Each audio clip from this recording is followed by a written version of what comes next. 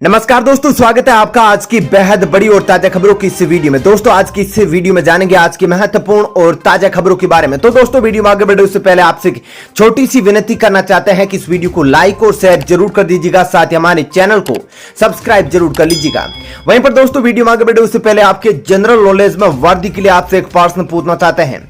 आज आपको कमेंट करके बताना है कि वर्तमान में राष्ट्रीय स्वयं सेवक संघ के अध्यक्ष कौन है। जी हां, कमेंट करके राष्ट्रीय स्वयं आरएसएस के मुखिया कौन है जरूर बताइएगा।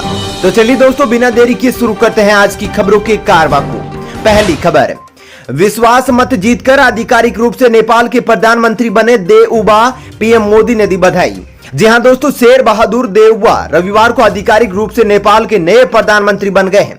रविवार को संसद के निचले सदन में उन्होंने आसानी से विश्वास मत हासिल कर लिया। देउबा को कुल 275 में से 165 वोट मिले हैं। मतदान प्रक्रिया में कुल 249 सांसदों ने हिस्सा लिया था। इनमें से 165 वोट उनके पक्ष में पड़े, जबकि 83 वोट उनके खिलाफ में पड़े हैं।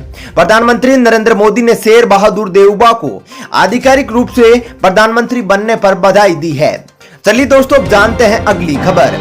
30 दिनों में कोरोना वैक्सीन की पहली डोज ले चुके 75% आबादी में मौत का खतरा कम, आईसीएमआर की स्टडी में खुलासा। जी हां दोस्तों, कोरोना वायरस से संबंधित एक नए अध्ययन में कहा गया है कि 30 दिनों की अवधि के भीतर कम से कम 75% आबादी के एकल खुराक टीकाकरण से उस जिले की मृत्यु दर में 37% की कमी आ सकती है। लेंसेट जर्नल में प्रकाशित भारतीय आयुर्विज्ञान अनुसंधान परिषद द्वारा की गई मॉडलिंग स्टडी में आगे कहा गया कि एक महीने के अंदर 3/4 आबादी का टीकाकरण किसी जिले में कोरोना के लक्षण संबंधी संक्रमणों को 26% तक कम कर सकता है। चलिए दोस्तों अब जानते हैं अगली खबर।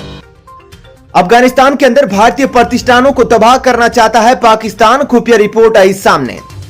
जी हां दोस्तों, अफगानिस्तान पर कब्जे के लिए जारी जंग के बीच पाकिस्तानी खुफिया एजेंसी आईएसआई ने भारत की ओर से चलाई जा रही परियोजनाओं को निशाने पर ले लिया है। पिछले 2 दशकों में भारत ने अफगानिस्तान में कई परियोजनाओं का निर्माण किया है। इन्हें लगाने में भारत ने न सिर्फ अरबों डॉलर खर्च किए, बल्कि इनके साथ उसके रणनीतिक हित भी जुड़े हुए हैं। अफगानिस्तान के 34 प्रांतों में भारत की मदद से तकरीबन 500 छोटी मोटी परियोजनाओं को अंजाम दे दिया गया है या फिर उन पर काम जारी है। चलिए दोस्तों जानते हैं अगली खबर। कोरोना की स्थिति पर पीएम मोदी 20 जुलाई को रखेंगे अपनी बात, दोनों सदनों के नेता होंगे शामिल। जी हां दोस्तों, कोरोना महामारी को लेकर सरकार पर विपक्षी दल खासा हावी है, लेकिन पीएम मोदी कोरोना के खिलाफ लड़ाई को लेकर सरकार की तारीफ करते नजर आते हैं। इसी कड़ी में प्रधानमंत्री नरेंद्र मोदी 20 जुलाई को संसद के दोनों सदनों में सभी दलों के नेताओं को देश में कोविड-19 की स्थिति पर एक प्रेजेंटेशन दे सकते हैं। चलिए दोस्तों जानते हैं अगली खबर। हिमाचल प्रदेश, उत्तराखंड समेत इन राज्यों में भारी बारिश की चेतावनी, जानिए आईएमडी का लेटेस्ट अपडेट।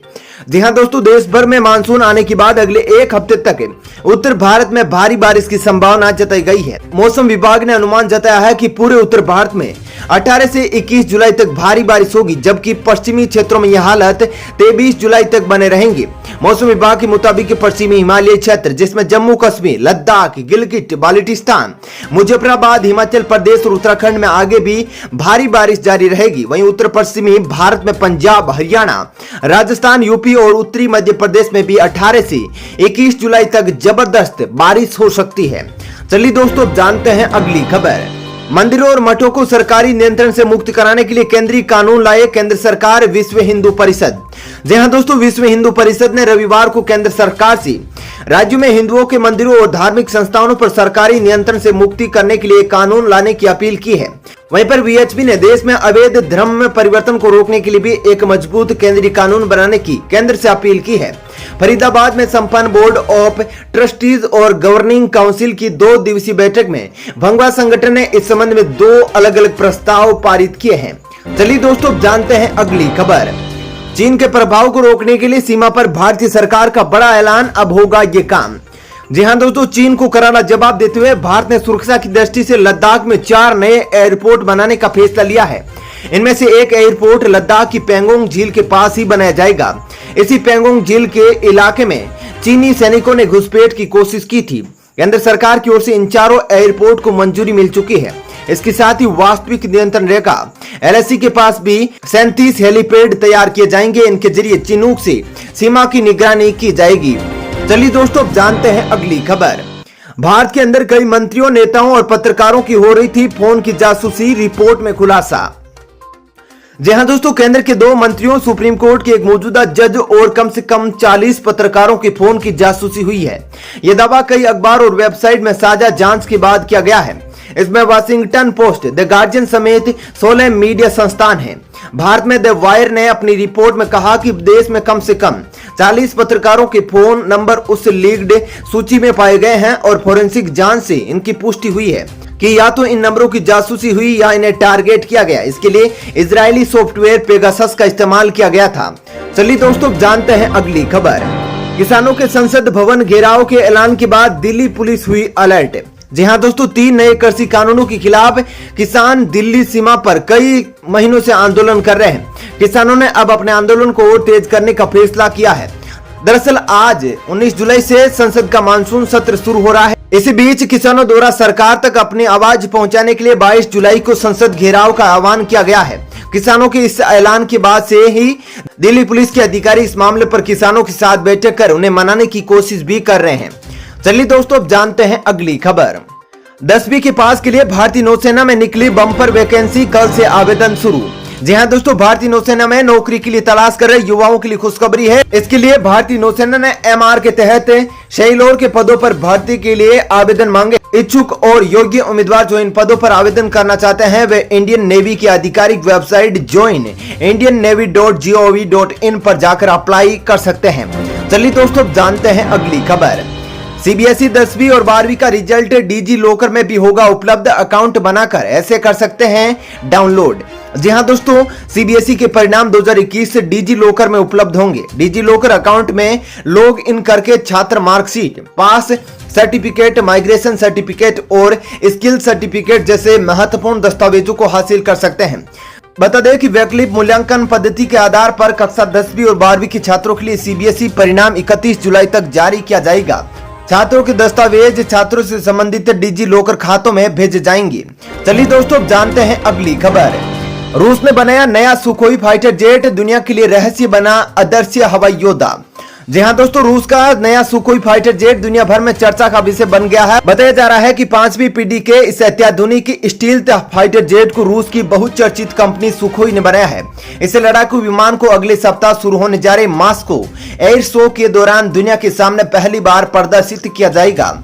इस दौरान रूस के राष्ट्रपति व्लादिमीर पुतिन भी मौजूद रहेंगे। हालांकि अभी तक इस विमान को तिरपाल से ढांक कर रखा गया है। चलिए दोस्तों, जानते हैं अगली खबर। आखिरकार पंजाब कांग्रेस की चीफ बने नवजोत सिंह सिद्धू।